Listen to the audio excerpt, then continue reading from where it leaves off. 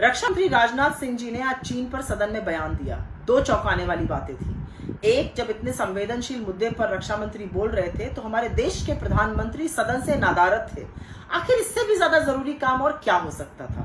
दूसरा, विपक्ष को बोलने का मौका ही नहीं दिया गया।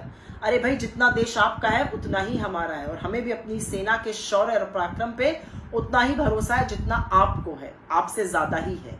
और एक बात याद रखिएगा, 1962 में जब अटल जी ने सदन बुलाने की मांग करी थी तो जवाहरलाल नेहरू जी ने सदन बुलाया ही नहीं था।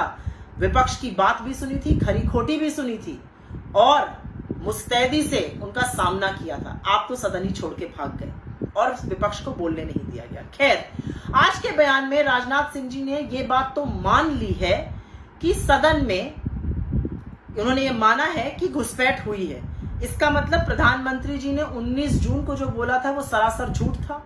उन्होंने बोला था घुसपैठ नहीं हुई है। तो क्या अब ये समय नहीं है कि प्रधानमंत्री जी देश के आगे हाथ जोड़ के आके माफी मांगे बरगलाने के लिए?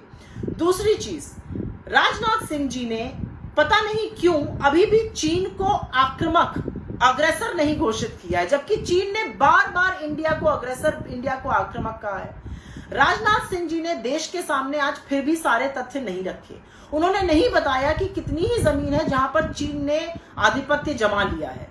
हर सैटेलाइट इमेज पूर्व सेना अध्यक्ष, विशेषज्ञ ये बोलते हैं कि चीन का कब्जा है।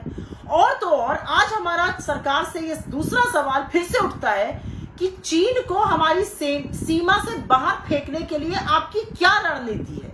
आप कब तक सच से भागिएगा? क्योंकि सच से भागना कोई चारा नहीं है। आज सदन से भागकर प्रधानमंत्री जी आपने ये तो प्रूव कर दिया, आपने ये तो साबित कर दिया कि आप डरते बहुत हैं। पर डरिए मत, हम सवाल पूछेंगे, उन सवालों का जवाब देना आपका काम है। डरिए मत, चीन का डटकर मुकाबला करिए। पूरा देश और विपक्ष आपके साथ खड़ा है। धन्यवाद।